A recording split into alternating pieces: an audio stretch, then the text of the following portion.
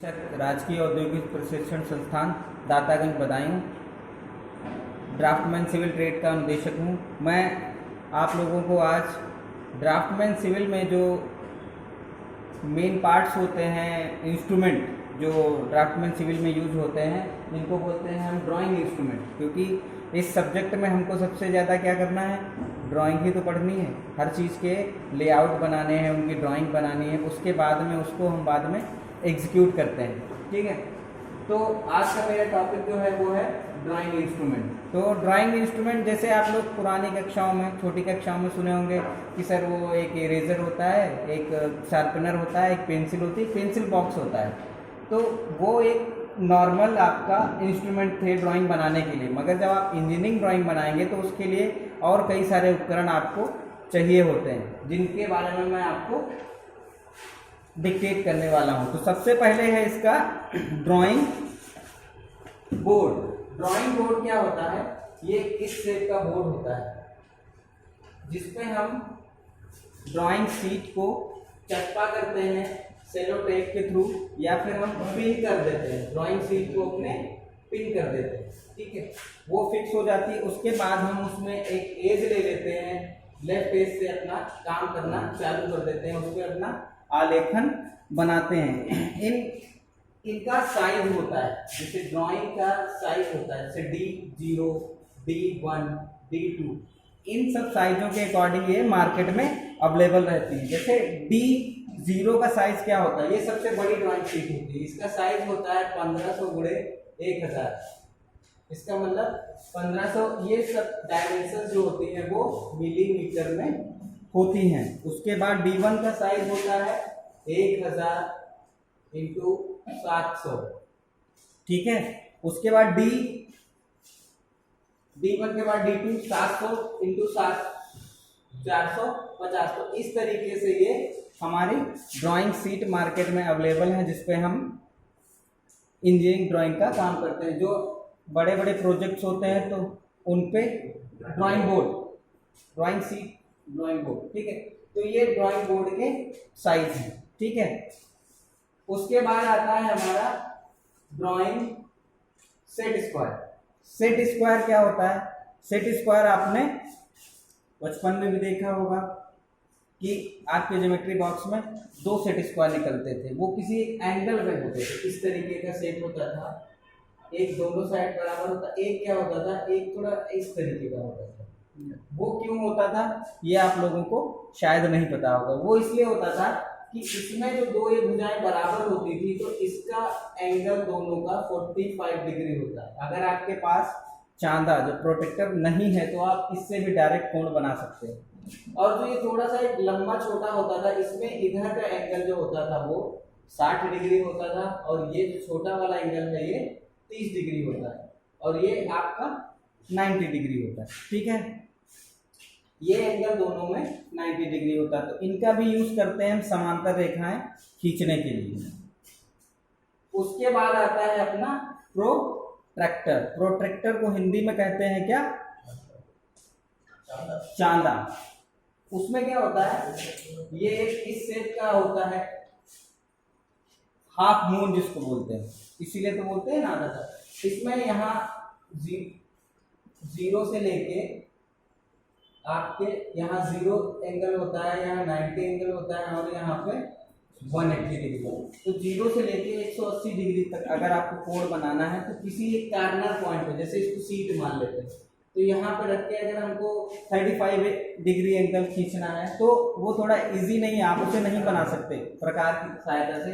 तो हम डायरेक्ट चांदे से बदल लेके पॉइंट खींच के एक लाइन खींच देते हैं, और यहाँ पे लिख देते हैं कि 35 डिग्री एंगल का कोण हमारा बन गया है। उसके बाद आता है next French curve, T square. T square क्या होता है, ये लंबा सा स्केल होता है, लंबा सा स्केल होता है। इसका शेप इस तरीके का रहता है, इसमें एक एज होता है और ये इसमें स्केल लगे होता है, इसमें ये स्केल लगी रहती है। तो इसको यूज करते हैं ड्राइंग शीट में, क्योंकि हमारा ड्राइंग बोर्ड का जो साइज है वो 1500 बाई 1000 का है। तो इसके अकॉर्डिंग जो ये टी स्क्वायर होता है, इसमें जो ये स्केल लगी होती है इसकी भी लेंथ होती है हमारी T0, T1, T2, T3। तो ये भी इसी के अकॉर्डिंग होती है कि हमारा ये हिस्सा एक कवर हो जाए। तो ये 1000, 400, 450 इस लेंथ में मार्केट में अवेलेबल रहते हैं। उसी अकॉर्डिंग जिस हिसाब से हमारा ड्राइंग बोर्ड हो, क्योंकि हमारे पास जो पहले स्केल होती थी वो तो या 15 सेंटीमीटर होती थी या 30 सेंटीमीटर होती थी, मगर अब क्या है हमारा ड्राइंग बोर्ड इतना बड़ा है कि अगर उस स्केल से खींचेंगे तो हमें कई पार्ट में खींचना पड़ेगा। इसलिए हम क्या करते हैं कि टी स्क्वायर की हेल्प लेते हैं। उसके बाद फ्रेंच कर्व आता है। फ्रेंच कर्व, कर्व में एक कर्व लगा है, इसी से इसका मतलब आपको समझ में आ जाएगा। फ्रेंच कर्व क्या होता है, जब हम ड्राइंग में बनाते हैं कभी हमें कर्व देना होता है किसी एक लाइन को, जैसे इस तरीके से एक लाइन है तो ये कई सारे बिंदुओं पे ऐसे जाके मिल रही है। ये आपका एक्स एक्सिस है, ये वाई एक्सिस है, ये एक्स वाई है, तो ये बिंदु मिलते हैं। तो इनको जब हम मिलान करते हैं तो यहाँ पे फ्रेंच कर्व की हेल्प लेते हैं। नहीं तो क्या होता था, हम ऐसे से मिला सकते, ऐसे फिर ऐसे फिर ऐसे फिर ऐसे, इस शेप में मिलेगी। अगर हमारे पास फ्रेंच कर्व है तो उसकी हेल्प से हम सारे बिंदुओं को एक कर्व का रूप दे सकते हैं, कर्व में मोड़ सकते हैं। ये डिफरेंट शेप में रहते हैं, इनका एक शेप रहता है, कई सारे शेप में मिलते हैं। बॉक्स ही आता है सेट ऑफ फ्रेंच कर्व का, मार्केट में अवेलेबल रहता है, तो उसमें डिफरेंट टाइप के शेप रहते हैं। अब शेप तो थोड़े से टफ रहते हैं बनाने में, जिनको बोर्ड पे बनाना पॉसिबल शायद ना हो, इस तरीके के शेप रहते हैं। तो जैसे हम एक पॉइंट यहाँ है, एक यहाँ, एक यहाँ, तो इसकी हेल्प से हम ये तीनों पॉइंट को ऐसे फिर एक शीट में मिला लेते हैं। तो ये इसका यूज हो गया। तो ये मेन 5 पार्ट ऐसे हैं जो आपने शायद इससे पहले 12वीं तक ना पढ़े हों।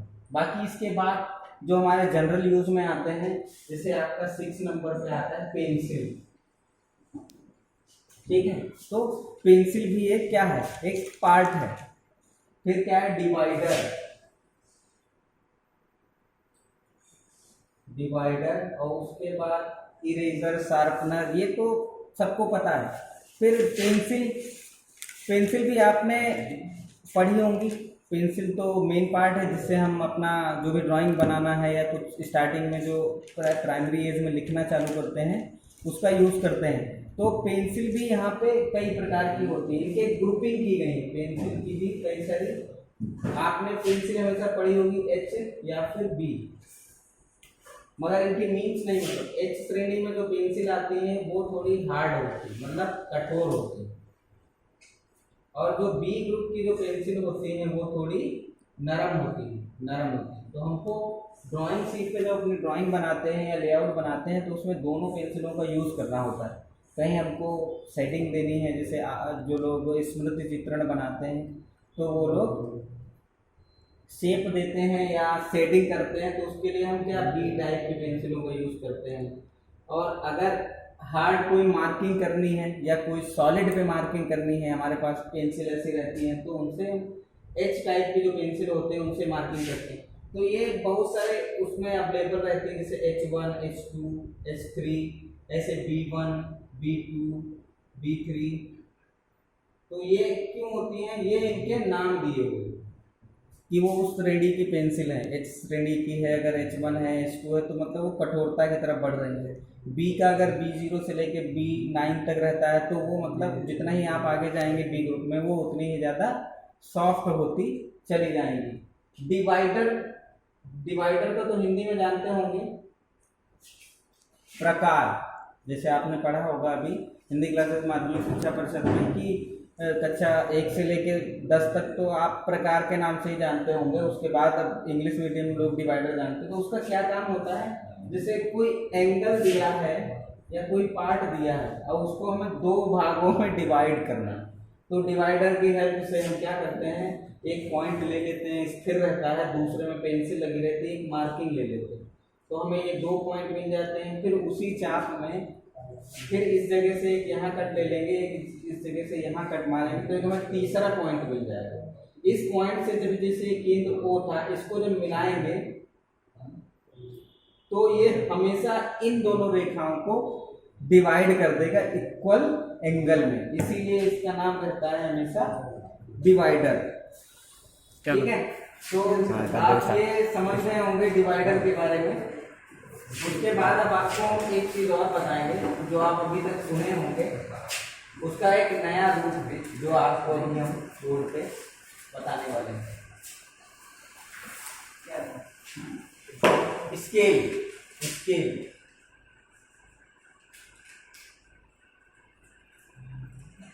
स्केल आपने सुनी होगी। स्केल तो सबके पास होती है, सारी ज्योमेट्री बॉक्स में हर कोई स्केल रखता है। स्केल को हिंदी में स्केल भी कह सकते हैं, ठीक है। वैसे नहीं तो आप मापना बोल सकते हैं। स्केलिंग का मतलब है मापना, किसी चीज़ की लंबाई नापना। कहते नहीं, जैसे आप किसी टेलर की शॉप पे जाते हैं तो क्या उसके पास स्केल ही होती है, मगर वो फोल्डेड रूप में होती है, तो उसे हम फीता बोलते हैं। जनरली उसमें फीता बोलते हैं, मगर क्या है वो एक टेलर की स्केल। तो स्केल अगर किसी भी फॉर्म में रहे तो उसका मीन यही होता है कि उससे हम किसी चीज़ की लंबाई चौड़ाई ही नापते हैं। गहराई को भी नापेंगे तो चौड़ाई में भी काउंट हो सकती है, या हो सकता है लंबाई में काउंट हो जाए। वो जब कहीं 3D डायमेंशन होगा या ऑर्थोग्राफिक प्रोजेक्शन होता है तो उसमें तीनों चीज़ें एक साथ लेते हैं, तो वहाँ लंबाई चौड़ाई और मोटाई तीनों आ जाते हैं। मगर आपको आज हम स्केल के बारे में, स्केल का मतलब तो समझ गए आप, किसी चीज़ की हमें लंबाई ज्ञात करनी है, उसकी लेंथ ज्ञात करनी है, कितनी बड़ी है या कितनी लंबी है, कितनी मोटी है। तो स्केल के प्रकार भी होते हैं, स्केल के प्रकार होते हैं। तो पहला क्या होता है, फुल स्केल। फुल स्केल मैं हिंदी में लिख दे रहा हूँ, शायद कुछ लोगों को लगे कि सर हिंदी में पढ़ा ही नहीं रहे हैं, ITI का वो बना रहे हैं। तो ये फुल स्केल। दूसरा होता है आपका फुल स्केल, समझ अभी मैं इसके बारे में आपको बताऊंगा। दूसरा होता है इनलार्ज स्केल, और तीसरा होगा आपका रिड्यूसिंग स्केल। पहला फुल स्केल का मतलब क्या है, जैसे आपके पास कोई ऐसा ऑब्जेक्ट है जो जिसकी लंबाई 10 सेंटीमीटर है और उसकी चौड़ाई 5 सेंटीमीटर है, आपको उसी के ड्राइंग अपनी कॉपी पे बनानी। तो जैसे ये कोई ड्राइंग है हमारी 10 सेंटीमीटर बाई 5 सेंटीमीटर, इसके अंदर कोई ड्राइंग बनी हुई है, उसी को हम सेम बनाते हैं, तो इसको बोलेंगे फुल स्केल। मतलब इसकी लेंथ में हमने कोई भी चेंज नहीं किया, ठीक है। सेम जितना हमें ऑब्जेक्ट दिया था सेम उतना ही हमने अपनी ड्राइंग शीट पर बना लिया। तो ये हो जाएगा फुल स्केल, मतलब 1:1 इसके अनुपात होता है। 1:1 का मतलब कि हमारा एक ही दिया था और हमने उसका एक ही बनाया, मतलब जितनी लेंथ दी थी उतनी ही लेंथ का हमने जो उसका आलेखन ड्रॉ किया, वो हमने उतनी ही लेंथ का ड्रॉ किया। उसके बाद क्या करते हैं, उसके बाद आता है दूसरा इनलार्ज स्केल। इनलार्ज स्केल का मतलब होता है किसी चीज को लार्ज करके लिखना, इनलार्ज करना। जैसे क्या आपने देखा होगा कि चींटी देखे हो आप लोग, तो एक्चुअल में कितनी छोटी होती है, मगर क्या होता है उसका जो इमेज होता है, उसका जो इमेज बन के आता है वो कितना बड़ा सा रहता है। जैसे अभी करंटली क्या चल रहा है, कोरोना वायरस क्या है, दिखता ही नहीं है आँख से, मगर फिर भी उसका जो एक चित्र है, जो उसकी इमेज है, वो कितनी हम बढ़ा के बनाते हैं।